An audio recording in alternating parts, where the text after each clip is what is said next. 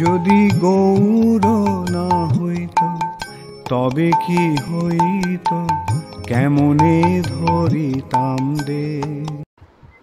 হরে কৃষ্ণ, দণ্ডবত প্রণাম। আমরা চৈতন্য চরিতামৃতের আদি লীলায় আছি। আদি লীলায় অষ্টম পরিচ্ছেদ, শ্লোক সংখ্যা ৭২। তো গতকাল আমরা কবিরাজ গোস্বামীর বলছিলেন বৃন্দাবনের রাধা গোবিন্দ মন্দিরের পূজারী হরিদাস পণ্ডিতের ব্যাপারে বলছিলেন, ওনার পরম্পরার ব্যাপারে বলছিলেন। আর ৭১ নম্বর শ্লোকে আমরা পড়েছিলাম বৃন্দাবনে আরো অনেক মহান ভক্ত ছিলেন, তারা সকলেই শ্রী চৈতন্য মহাপ্রভু শেষ লীলায় শ্রবণের জন্য আকাঙ্ক্ষিত ছিলেন। ৭২ নম্বর শ্লোক, মোরে আজ্ঞা করিলা সবে করুণা করিয়া,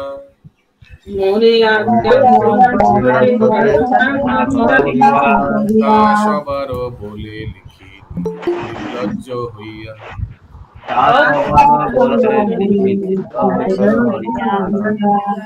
তারা সবাই করুণা করে আমাকে শ্রী চৈতন্য মহাপ্রভু শেষ লীলা বর্ণনা করতে আদেশ দিয়েছিলেন। শশী জয়সওয়াল মাতাজি, কে কাকে আদেশ দিয়েছিলেন?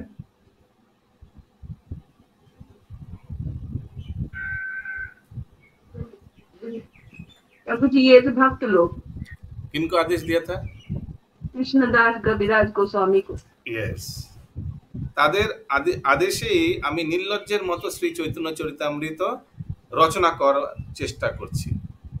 পরমেশ্বর ভগবানের অপ্রাকৃত লীলাবিলাস বর্ণনা করা কোনো সাধারণ কাজ নয়। পূর্বতন আচার্য বা উত্তর সুরি বৈষ্ণবদের শক্তির দ্বারা আবিষ্ট না হলে ভগবানের লীলা সমন্বিত অপ্রাকৃত গ্রন্থ রচনা করা যায় না। এই সমস্ত গ্রন্থ সর্বতোভাবে সব রকম সন্দেহের অতীত, অর্থাৎ তাতে বদ্ধজীবের ভ্রম, প্রমাদ, বিপ্রলিপ্সা ও করুণা পাঠক আদি কোনো ভ্রান্তির অবকাশ নেই। শ্রীকৃষ্ণের বাণী এবং শ্রীকৃষ্ণের বাণী বহনকারী গুরু পরম্পরা যথার্থই প্রামাণিক। ভগবানের শক্তিতে আবিষ্ট হয়ে চিন্ময় সাহিত্য রচনা এক মহা গৌরবের বিষয়। একজন বিনীত বৈষ্ণব রূপে শ্রীল কৃষ্ণদাস কবিরাজ গোস্বামী এভাবেই ভগবত শক্তিতে আবিষ্ট হয়ে শ্রী চৈতন্য মহাপ্রভু লীলা বর্ণনা করতে অত্যন্ত লজ্জাবোধ করছিলেন। বৈষ্ণবের আজ্ঞা পাইয়া চিন্তিত অন্তরে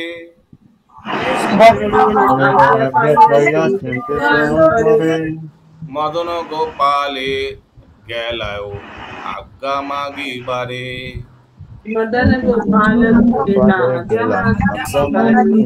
বৈষ্ণবের আজ্ঞা পেয়ে চিন্তিত অন্তরে আমি মদন গোপালের মন্দিরে গিয়েছিলাম তার আদেশ ভিক্ষা করার জন্য, মানে বৃন্দাবনের মদন গোপাল। বৈষ্ণব সর্বদাই শ্রী গুরুদেব ও শ্রীকৃষ্ণের নির্দেশ পালন করেন। তাদেরই কৃপায় শ্রীল কৃষ্ণদাস কবিরাজ গোস্বামী শ্রী চৈতন্য চরিতামৃত রচনা করেছিলেন। পূর্ববর্তী সমস্ত ভক্তদের শ্রীল কৃষ্ণদাস কবিরাজ গোস্বামী গুরু বলে বিবেচনা করেছিলেন এবং মদন গোপাল মানে শ্রী মদনমোহন বিগ্রহ হচ্ছেন শ্রীকৃষ্ণ স্বয়ং। এভাবেই তিনি উভয়েরই আদেশ গ্রহণ করেছিলেন এবং যখন তিনি গুরু ও কৃষ্ণ উভয়ের কৃপা লাভ করেছিলেন তখন তিনি এই মহান গ্রন্থ শ্রী চৈতন্য চরিতামৃত লিখতে সক্ষম হয়েছিলেন। এই দৃষ্টান্ত অনুসরণ করা কর্তব্য।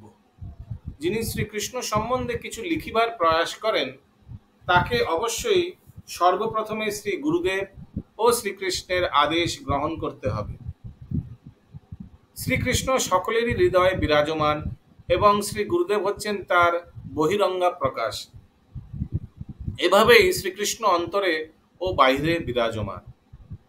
প্রথমে গভীর নিষ্ঠা সহকারে বিধিনিষেধগুলি পালন করে এবং প্রতিদিন 16 মালা হরে কৃষ্ণ মহামন্ত্র জপ করে শুদ্ধ ভক্তে পরিণত হতে হবে এবং তারপর যখন বৈষ্ণব স্তরে উন্নীত হওয়া যায় তখন শ্রী গুরুদেবের আদেশ গ্রহণ করতে হয় এবং সেই আদেশ যেন অন্তরিত শ্রীকৃষ্ণের দ্বারা অনুমোদিত হয়।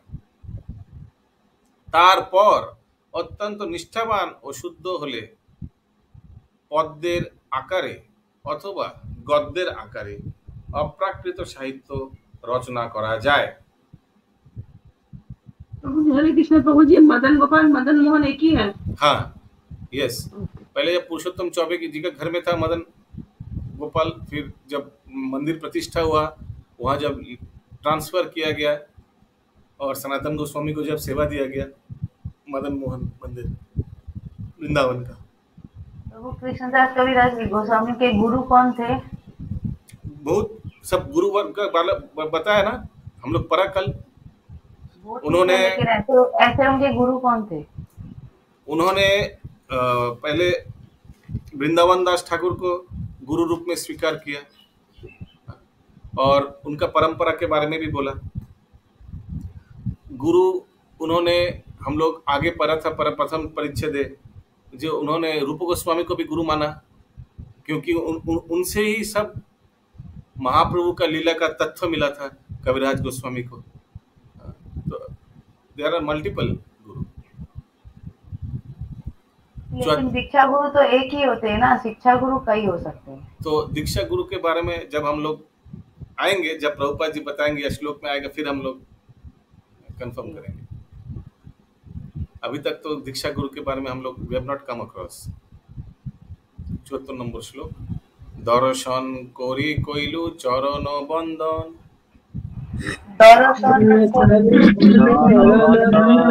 गोसाई दास পূজারি করে চরণ সেবন। আমি যখন মন্দিরে মদন মোহন দর্শন করতে গেলাম, তখন পূজারী গোসাই দাস ভগবানের শ্রী চরণের সেবা করছিলেন। তখন আমিও ভগবানের শ্রী পাদপদ্মে প্রার্থনা নিবেদন করলাম, প্রভুর চরণে যদি আজ্ঞা মাগিল, প্রভু কণ্ঠ হইতে মালা খসিয়া পড়িল, হরিব। ভগবানের আদেশ প্রাপ্ত হওয়ার জন্য আমি যখন তার কাছে প্রার্থনা করলাম, তখন তার গলা থেকে একটি মালা খসে পড়ল। সব বৈষ্ণব গণ হরি ধ্বনি দিল,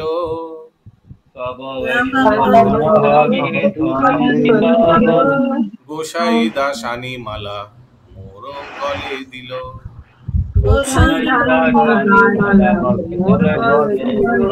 আজ্ঞা মালা পাইয়া আমার হইল আনন্দ,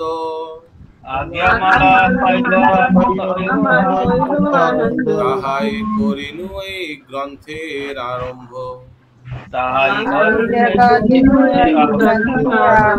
এই গ্রন্থ লেখায় মোরে মদন মোহন, আমার লিখন যেন সুখের পটন।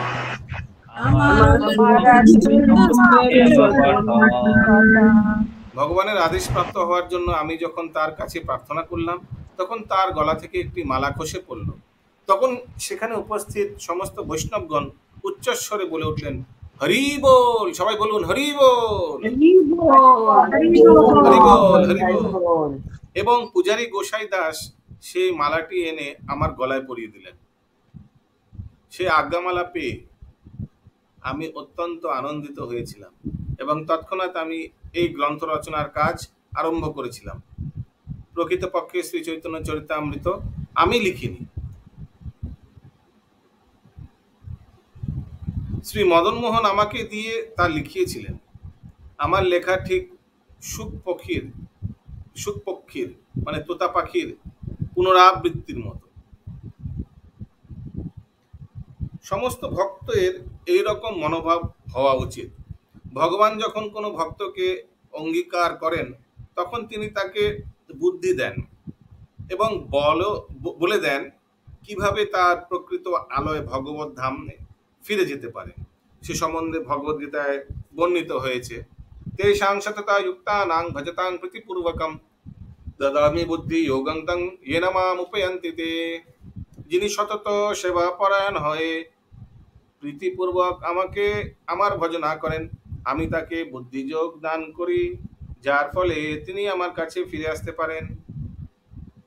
ভগবানের সেবায় যুক্ত হওয়ার অধিকার সকলেরই রয়েছে, কেননা প্রতিটি জীবই তার স্বরূপে ভগবানের নিত্য সেবক।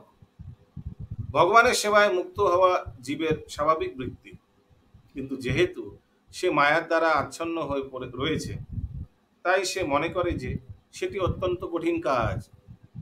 কিন্তু সে যদি সদ্গুরু শরণাগত হয় এবং ঐকান্তিকভাবে গুরুর আদেশ পালন করে, তাহলে তৎক্ষণাৎ সকলে হৃদয়ে বিরাজমান ভগবান তাকে নির্দেশ দেন কিভাবে তার সেবা করতে হয়। দদামি বুদ্ধি যোগন্তম, ভগবান নিজে এই নির্দেশ দেন কিভাবে তার সেবা করতে হবে।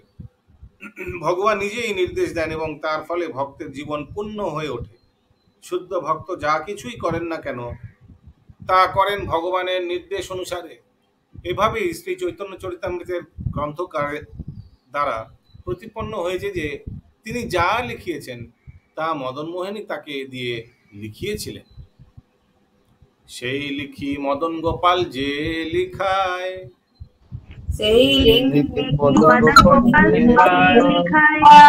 কাষ্ঠের পুতুলি যেন কুহুকে নাচায়।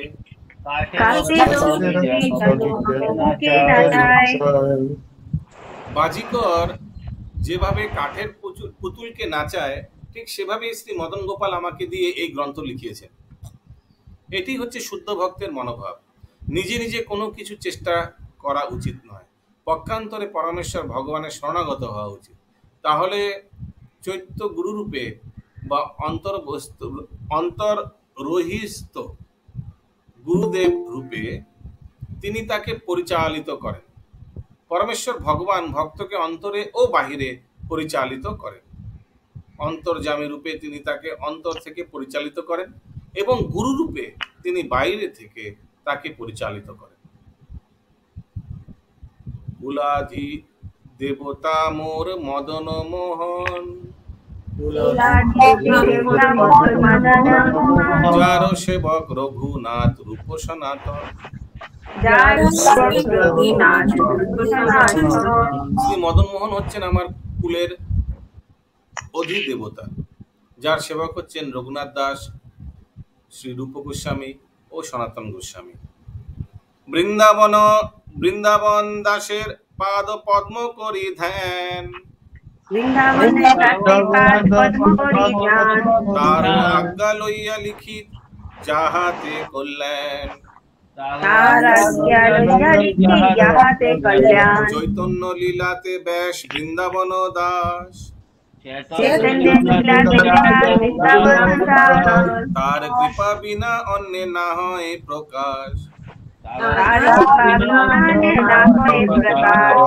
মূর্খ নীচ ক্ষুদ্র মুই বিষয় লালাস,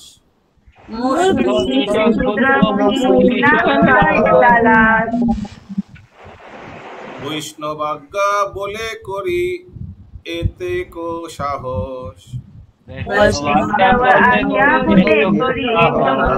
শ্রীরূপ রঘুনাথ চরণের এই বল,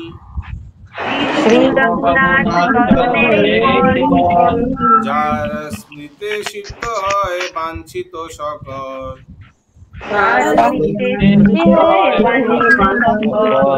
বৃন্দাবন দাস ঠাকুরের শ্রী পাদপদ্ম ধ্যান করে তার আজ্ঞা অনুসারে আমি এই কল্যাণকার গ্রন্থ লিখিবার চেষ্টা করছি। শ্রীল কৃষ্ণদাস কবিরাজ গোস্বামী কেবল বৈষ্ণবদের ও শ্রী মদন মোহনের আদেশই গ্রহণ করেননি, তিনি শ্রী চৈতন্য মহাপ্রভু লীলা ব্যাসদেব শ্রীল বৃন্দাবন দাস ঠাকুরের আদেশও গ্রহণ করেছিলেন। শ্রীল বৃন্দাবন দাস ঠাকুর হচ্ছেন শ্রী চৈতন্য মহাপ্রভু লীলায় ব্যাসদেব, তাই তার কৃপা ছাড়া এই সমস্ত লীলা বর্ণনা করা সম্ভব নয়। আমি মূর্খ, নীচ, ক্লোদ্ভূত, নগণ্য এবং বিষয়ে লালসা পরায়ণ, কিন্তু তবুও বৈষ্ণবদের আজ্ঞার বলে আমি এই অপ্রাকৃত সাহিত্য রচনা করতে সাহস করছি। শ্রী রূপ গোস্বামী ও রঘুনাথ দাস গোস্বামী শ্রীচরণের এমনই বল যে তা স্মরণে সমস্ত মনোবাঞ্ছা পূর্ণ হয়। শ্রীরূপ রঘুনাথ পদে, শ্রীরূপ রঘুনাথ পদে যার আস, শ্রী রূপ রঘুনাথ পদে যার আস, চৈতন্য চরিতামৃত কহে কৃষ্ণ দাস। হরে কৃষ্ণ।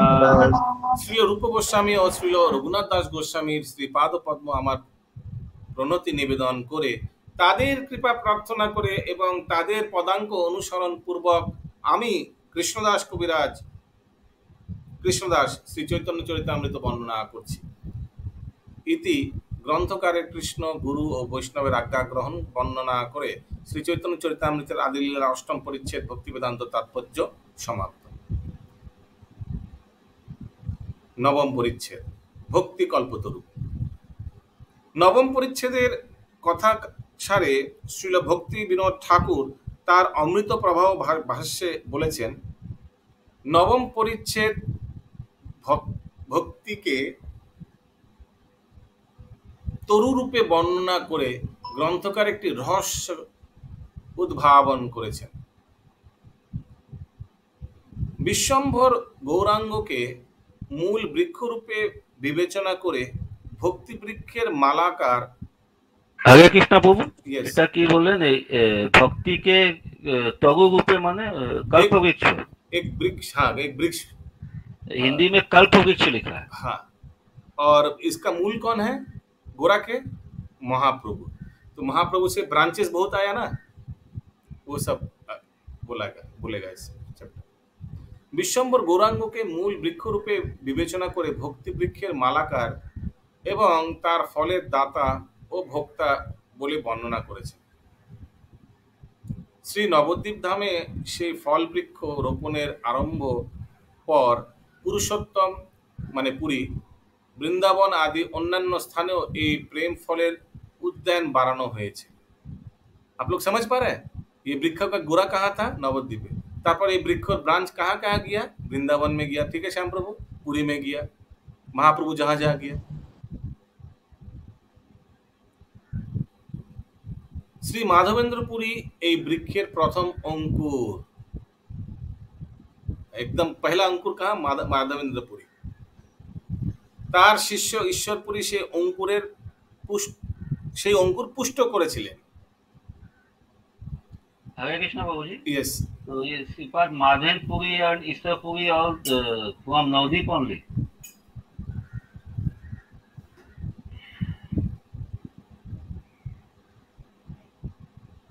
ईश्वरपुरी से तो गया में मिले थे ना महाप्रभु। मिले थे वो नहीं है, वो लोग बिलोंग करते थे शायद, क्योंकि नवदीप से मतलब ये लिखा ना कि नवदीप से ईश्वरपुरी भी तो बिलोंग करते हैं चैतन्य डूबा में, हाली शहर उनका श्रीपाद उसी एरिया में है सब। यही इसी पार्ट से है मतलब सब।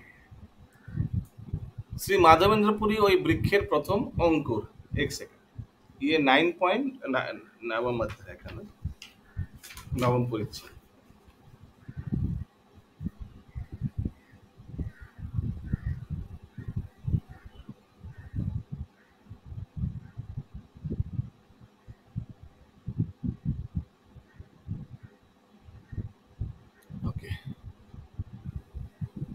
তার শিষ্য শ্রী ঈশ্বরপুরী সেই অঙ্কুর পৃষ্ঠ করেছিলেন। মহাপ্রভু শ্রী চৈতন্যদেব মালি হয়ে আবার তার অচিন্ত শক্তি বলে এই বৃক্ষের স্কন্দ।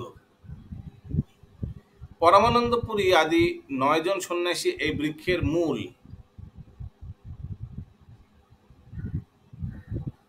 পরমানন্দপুরী আদি 9 জন সন্ন্যাসী এই বৃক্ষের মূল। কেউ বলতে পারবেন কেন? तो परमानंदपुरी किसको बोला जा रहा है? আরে আমি প্রশ্ন করছি, উল্টে প্রশ্ন করছি।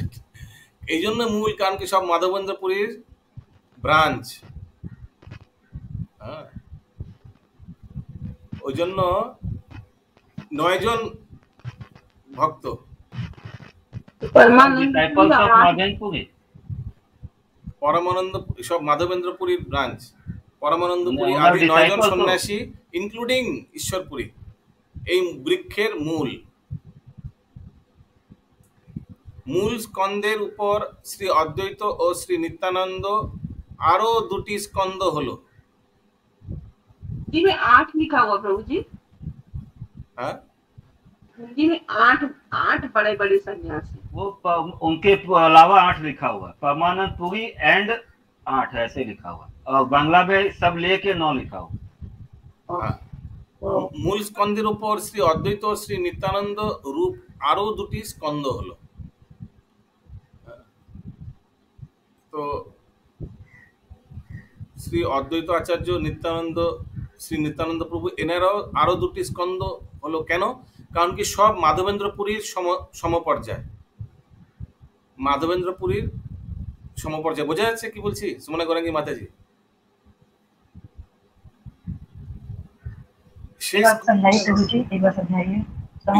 ঈশ্বরপুরীকে গুরুদেব মাধবেন্দ্র পুরী, ওনার গুরু ভ্রাতা নিত্যানন্দ প্রভু এবং অদ্বৈত আচার্য। So they are all in the same level.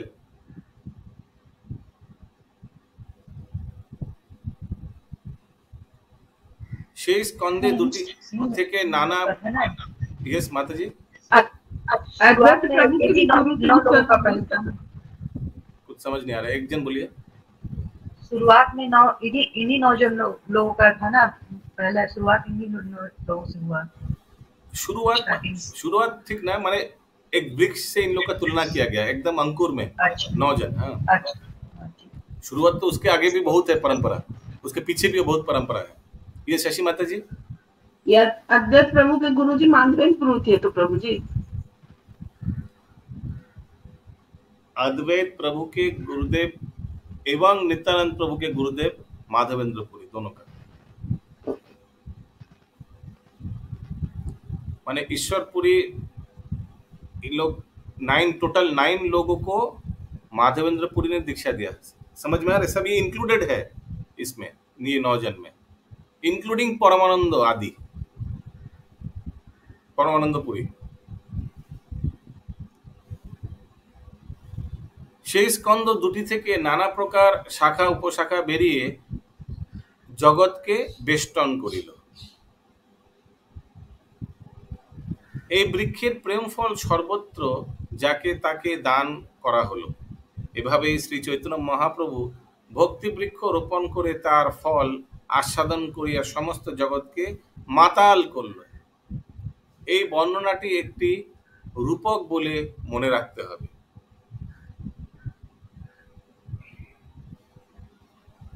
1 number श्लोक, तस्मात् श्रीमत् कृष्ण चैतन्य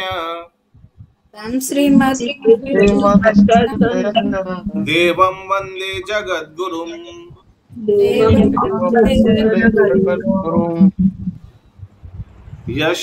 यस्यानुकंपाय स्वपि महाब्धिं संतरेत् सुखम्।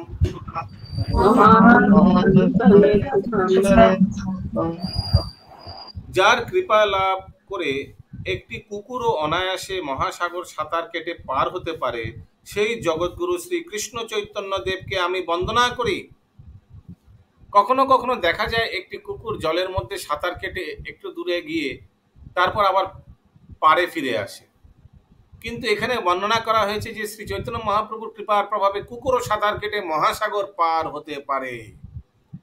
তেমনি শ্রী চৈতন্য চরিতামৃতের গ্রন্থকার শ্রীল কৃষ্ণদাস কবিরাজ গোস্বামী নিজের অসহায় অবস্থার কথা ব্যক্ত করে বলেছেন যে এই ব্যাপারে তার কোনো ব্যক্তিগত ক্ষমতা নেই, কিন্তু শ্রী চৈতন্য মহাপ্রভুর বাসনা বৈষ্ণব ও শ্রীল মদন গোপাল বিগ্রহের মাধ্যমে প্রকাশিত হয়ে শ্রী চৈতন্য চরিতামৃতের রচনা রূপ অপ্রাকৃত সমুদ্র পার হওয়া তার পক্ষে সম্ভব হয়েছে।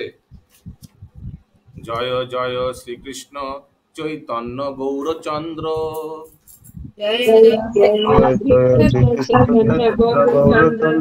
জয় জয় অদ্বৈত, জয় জয় নিত্যানন্দ, জয় জয় শ্রীবাসাদি গৌর ভক্তগণ, সর্বাভীষ্ট পূর্তি হেতু যাহার স্মরণ, শ্রীরূপ সনাতন ভট্ট রঘুনাথ, শ্রীজীব গোপাল ভট্ট দাস রঘুনাথ,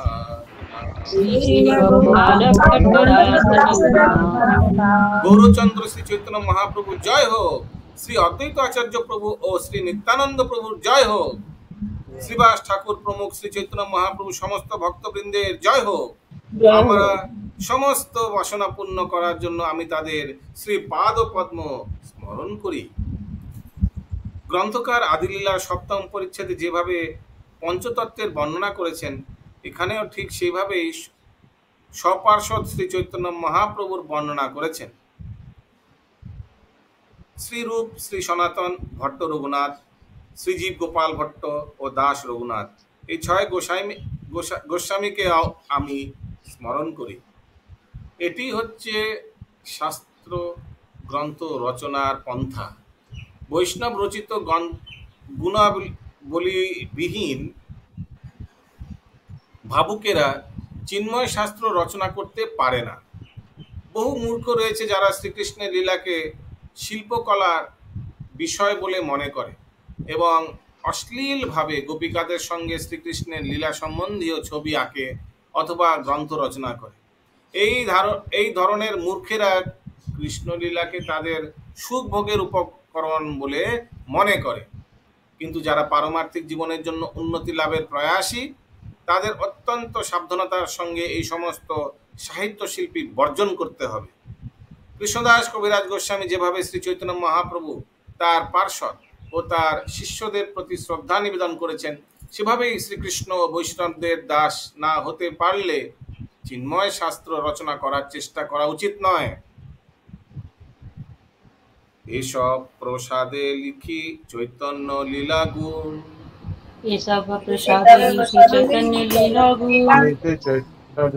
জানি বা না জানি করি আপন শোধন,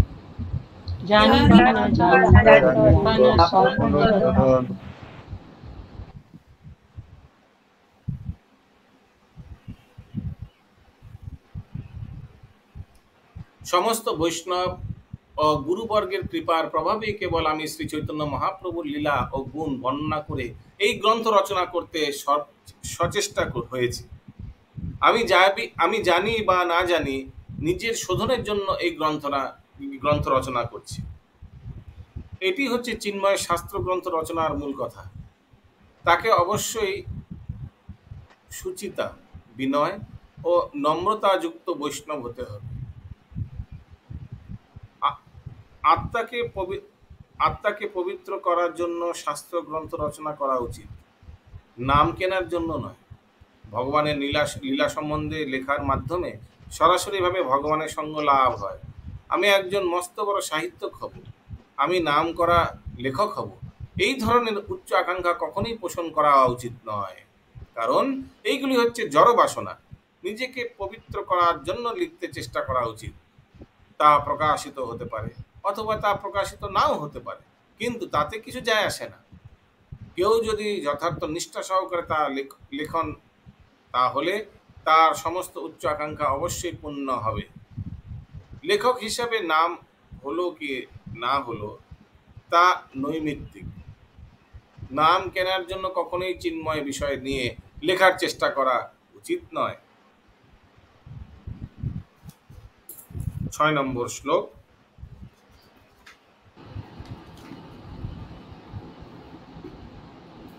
मालाकरा स्वयं कृष्ण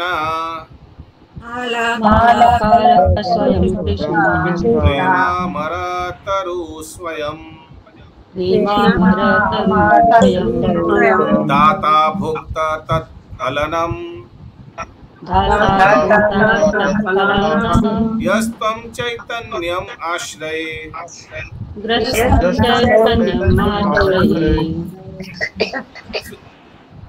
শ্রী চৈতন্য মহাপ্রভু নিজেই হচ্ছেন কৃষ্ণ প্রেম রূপ, অপ্রাকৃত তরু। তার মালাকার এবং সেই বৃক্ষের ফলসমূহের দাতা ও ভোক্তা সেই শ্রীকৃষ্ণ চৈতন্য মহাপ্রভুকে আমি আশ্রয় করি। প্রভু কহে আমি বিশ্বম্ভর নাম, প্রভু কহে আমি বিশ্বম্ভর নাম ধরি। प्रभु कहे आमी विश्वम्भर नाम धरी। নাম সার্থক হয় যদি প্রেমে বিশ্ব ভরি। नाम सार्थक होए यदि प्रेमे विश्व भरी।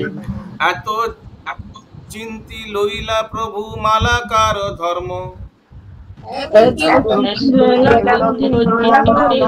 प्रभु माला নবদ্বীপে আরম্ভিলা ফলোদ্যান কর্ম। आरंभिला फलोद्यान कर्म। শ্রী চৈতন্য মালাকার পৃথিবীতে আনি,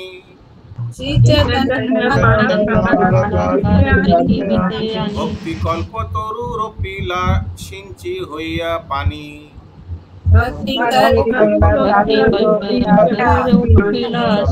इच्छा पानी। জয় শ্রী মাধবপুরী কৃষ্ণ প্রেমপুর,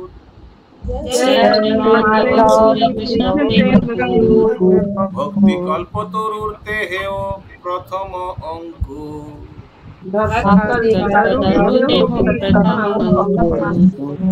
শ্রী চৈতন্য মহাপ্রভু ভাবলেন আমার নাম বিশ্বম্ভর, অর্থাৎ সমগ্র বিশ্বের পালনকর্তা। সেই নাম সার্থক হয় যদি ভগবত প্রেমে আমি সমগ্র বিশ্ব ভরে দিতে পারি। হরি বল। এভাবেই চিন্তা করে শ্রী চৈতন্য মহাপ্রভু মালাকার ধর্ম গ্রহণ করলেন এবং নবদ্বীপে এক উদ্যান রচনার কাজ আরম্ভ করলেন। मालाकार धर्म की प्रभु? পুরো পুরো बगीचा में पूरा माला फैला देना, এটাই তো মালাকার ধর্ম। গার্ডেনার, গার্ডেনার মালাকার মানে গার্ডেন, গার্ডেন में जो गार्डनर জল ঠল দেয়, माली माली মালি মালি গার্ডেনার। এভাবে শ্রী চৈতন্য মহাপ্রভু ভক্তি, ইয়েস মালাকার প্রভু একটা প্রফেশন আছে, সেই প্রফেশন তাদের কাজ হচ্ছে যে বিভিন্ন ধরনের মালা এবং সোলার মালা আদি বিভিন্ন ধরনের যারা তৈরি করে বাজারে বিক্রি করে, তাদেরকে মালাকার বলা হয়। আচ্ছা, এখানে মালি বুঝতে হবে। এইভাবে শ্রী চৈতন্য মহাপ্রভু ভক্তি কল্পতরু পৃথিবীতে আনয়ন করে তার মালাকার হলেন। তিনি সেই বীজ রোপণ করে তাতে ইচ্ছারূপ বাড়ি সিঞ্চন করেন।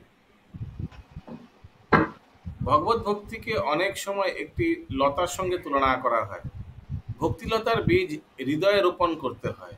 নিয়মিত শ্রবণ ও কীর্তনের ফলে এই বীজ অঙ্কুরিত হয়, ধীরে ধীরে তা বর্ধিত হতে থাকে এবং তারপর তাতে ভগবত প্রেমরূপ ফল উৎপন্ন হয়, যা হৃদয়রূপ উদ্যানের মালাকার উপভোগ করতে পারেন। কৃষ্ণ ভক্তির আধার শ্রী মাধবেন্দ্রপুরীর জয় হোক। মাধবেন্দ্রপুরী মানে ক্ষীরচোরা গোপীনাথ মনে রাখতে হবে, ঠিক আছে? রেমুনা ধাম মনে রাখতে হবে। কৃষ্ণ ভক্তির আধার শ্রী মাধবেন্দ্রপুরীর জয় হোক। তিনি হচ্ছেন একটি ভক্তি কল্পতরু এবং তার মধ্যেই ভক্তিলতার বীজ প্রথম অঙ্কুরিত হয়। শ্রী মাধবেন্দ্রপুরী, যিনি শ্রী মাধবপুরী নামেও পরিচিত, তিনি মাধব সম্প্রদায়ভুক্ত এক মহান সন্ন্যাসী ছিলেন। শ্রী চৈতন্য মহাপ্রভু শ্রী মাধবেন্দ্রপুরীর তৃতীয় অধস্থন শিষ্য। শ্রী মাধব সম্প্রদায়ের মধ্যে ভগবানের আরাধনা সম্পাদিত হতো বিধি মার্গে এবং তাতে প্রেম ভক্তির কোনো লক্ষণ ছিল না। শ্রী মাধবেন্দ্রপুরী প্রথম প্রেম ভক্তি প্রদর্শন করেন। তার রচিত ওই দীনদয়ানাথ, হে পরম দয়াময় পরমেশ্বর ভগবান শ্লোকে মহাপ্রভু প্রেম ভক্তি তত্ত্ব বীজ রূপে ছিল। এটা আগামীকাল আরো বিস্তারভাবে আমরা পড়ব। এখানে রহিল গ্রন্থ অমৃত লহরী,